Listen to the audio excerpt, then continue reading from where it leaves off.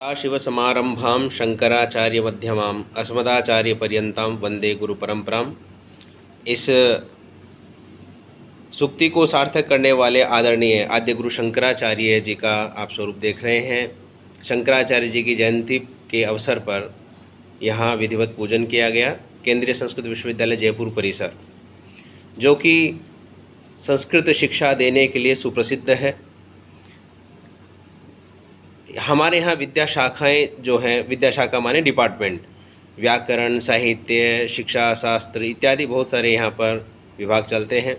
भारतीय विज्ञान परंपरा के अंतर्गत यहाँ पर हमारी जो ख्यातियाँ हैं, विख्यातियाँ हैं, उनको लेकर ये प्रदर्शनी का आयोजन किया गया है, जिसमें ज्योतिष से संबद्ध, गणित से संबद्ध बहुत सारी चीज़ें इसमें लगाई गई है। विद रेफरेंस के साथ में यहाँ पर लगाया गया है। विविध शोध जो पत्र हैं उनका यहाँ पर संकलन करके दिखाया गया है।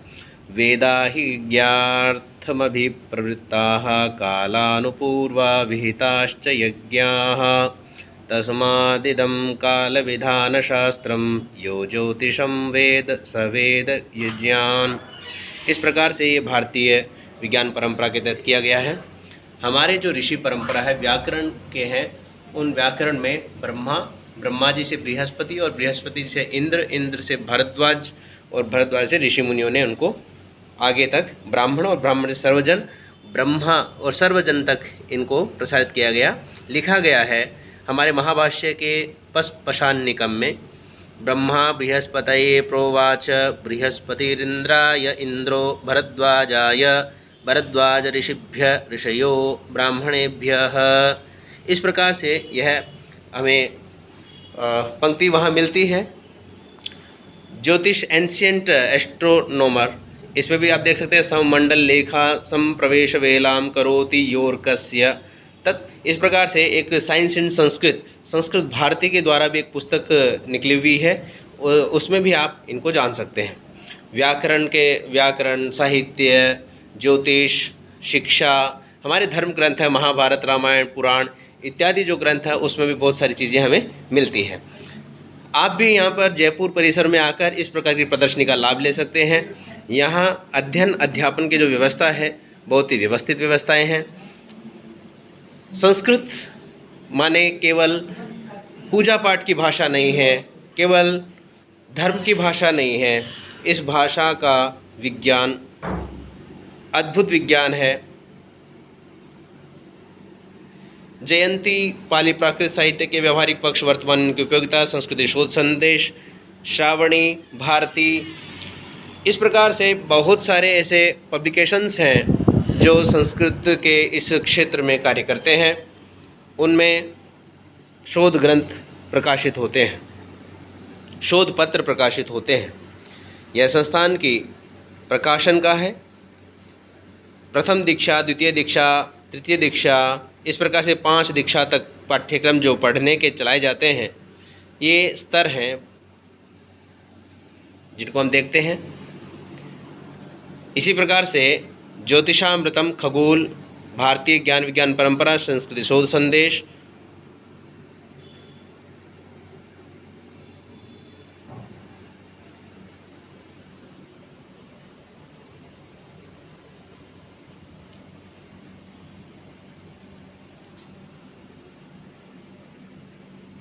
ये विविध प्रदर्शनियों के अंतर्गत संस्कृत के जो छात्र हैं, जयपुर परिसर के सामाजिक माध्यम से उपलब्धियां जो उन्होंने हासिल की है, वो यहाँ पर सुव्यवस्थित तरीके से लगाई गई है।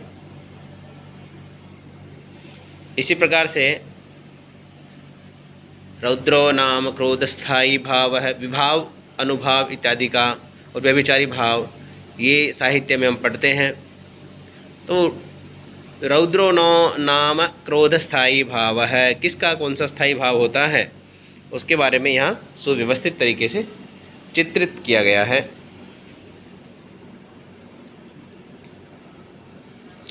यहाँ के आचार्यों को विविध प्रशस्ति पत्र, पुरस्कार दिए गए हैं, प्रदान किए गए हैं। जिन्होंने प्राप्त किया उनके यहाँ पर कुछ रखे गए हैं। श्रृंगार, हास्य, करुण, रौद्र, वीर, भयानक इत्यादि जो व्यवस्थित रूप से दिखता है। नेवारी लिपि में कागज पर 444 पत्रों में लिखा गया नेपाल महात्म्य, तो ये नेपाल महात्म्य स्कंद पुराण के हिमवत खंड में प्राप्त होता है। केंद्रीय संस्कृत विश्वविद्यालय इसी पर कार्य करता है। ये कुछ उसके अंश हैं, दिग्दर्शन मात्र हैं, विस्तृत कार्य इस पे हो रहे हैं। इसी प्रकार से कागज पर ग्रंथ लिपि में लिखे गए हरिकृष्ण शर्मा विरचित काशी तत्व विचार ग्रंथ में काशी क्षेत्र के महात्म्य के विषय में विविध पुराणों में कहे गए तथ्यों पर विचार किया गया है।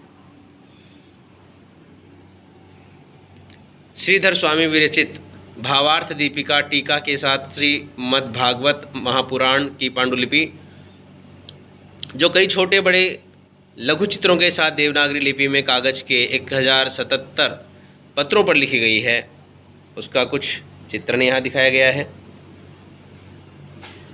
इसी प्रकार से अनुस्मृति स्तोत्र की पांडुलिपि के प्रथम पृष्ठ पर बना लघु चित्र अनुस्मृति स्तोत्र महाभारत के अनुशासन पर्व के दान धर्म नामक उप पर्व का भाग है।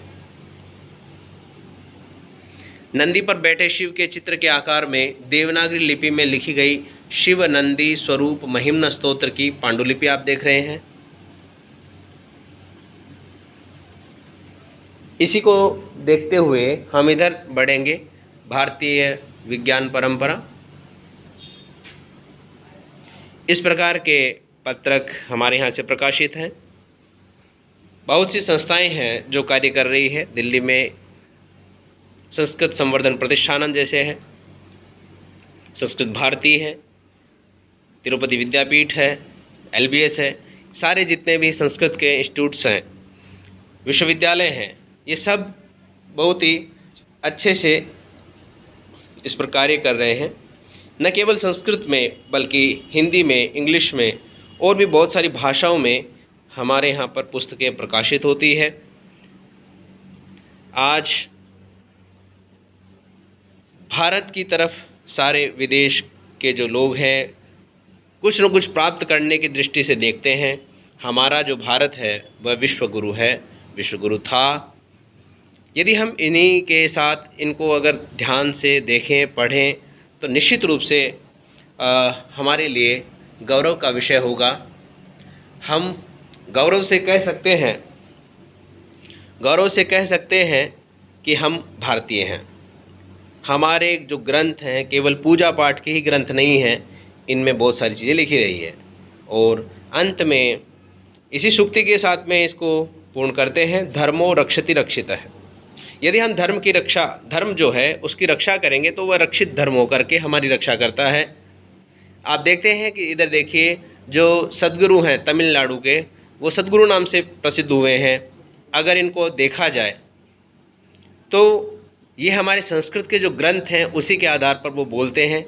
उनका आंग्ल अच्छा है, अंग्रेजी भाषा अच्छी है, उनकी टेक्निक अच्छी है। तो यदि हम ग्रंथों को पढ़कर मोटिवेशनल सेमिनार करते हैं, उससे भी वृत्ति का अर्जन किया जा सकता है। अत्यंत अद्भुत छात्रों के द्वारा यह प्रदर्शनी सुव्यवस्थित रूप से लगाई गई। और बहुत सारे अन्य भी वो ग्रंथ हैं, अन्य भी प्रदर्शनियां हैं जिसके बारे में हम आगे बात करेंगे। मैं देवकरण शर्मा, केंद्रीय संस्कृत विश्वविद्यालय जयपुर परिसर से आपका हार्दिक अभिनंदन करता हूं।